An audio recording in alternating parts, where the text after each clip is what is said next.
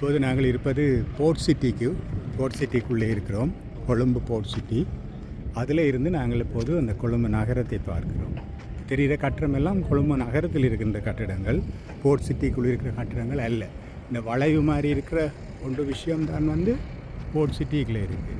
மற்ற எல்லாம் கொழும்பு நகரம். அங்கால தெரிகிற கட்டிடங்கள் கூட பார்த்தோம்னு சொல்லினால இலங்கை வங்கி கட்டிடம் தெரியுது, அங்கால வேர்ல்ட் ட்ரேட் சென்டர் தெரியுது, அப்போ அதே போல் சென்ட்ரல் பேங்க் போன்ற கட்டிடங்கள், அங்கால ஹாபர். பாருங்கள், போர்ட் சிட்டியில் இன்னும் பெரிதாக கட்டிடங்கள் வரவில்லை.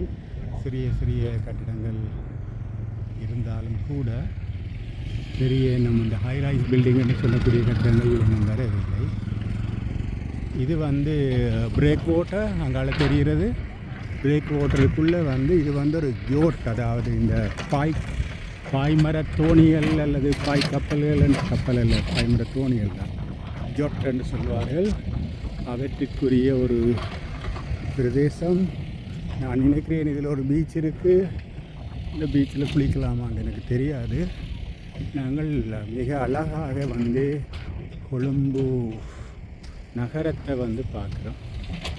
இது இந்த கடலில் இருக்கிற மண்களை அள்ளி கொண்டு கப்பலால் இந்த ஒரு மண்களை கொட்டி தனியாக மணலால் நிரப்பப்பட்ட ஒரு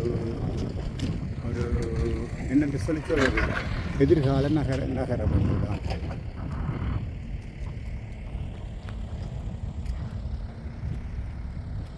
board city, Colombo board city.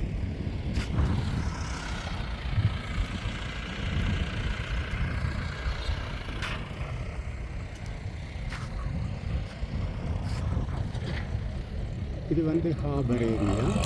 அதெல்லாம் ட்ரெயின் கண்டெய்னர்களை இறக்குவதற்கு பயன்படுத்துகிற ட்ரெயின்கள் தான் இருக்கின்றன. ஒரு காலத்திலே இலங்கை துறைமுக அதிகார சபைக்குத்தான் இது சொந்தமாக இருந்தது. ஆனால் இப்போ இலங்கை துறைமுக அதிகார சபைக்கு மேலதிகமாக பல நிறுவனங்கள் இந்த ஹாபரில் வெவ்வேறு பிரதேசங்களிலே தங்களுடைய அந்த என்ன சொல்கிறது இறங்கு துறைகள் மற்றும் கொள்கலன்கள் சேமிக்கும் பகுதிகளை வைத்திருக்கிறார்கள்.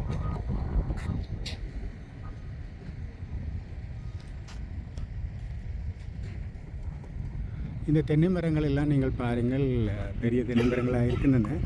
மிகவும் வளர்ந்த தென்னை மரங்களை பிரட்டி கொண்டு நட்டு வளர்த்திருக்கிறார்கள். இது சிறிய கன்றுகளாக அல்லது விதை போட்டு வளர்த்த தென்னை மரங்கள் அல்ல. நீங்கள் அங்காலே கொழும்பு நகரிலே இருக்கக்கூடிய அந்த கோல்ஃபேஸுக்கு முன்னுக்கு இருக்கக்கூடிய பெரும்பாலான கட்டிடங்கள், ஹோட்டல்கள் கூட தென்னை மரங்கள் இருக்கின்றன.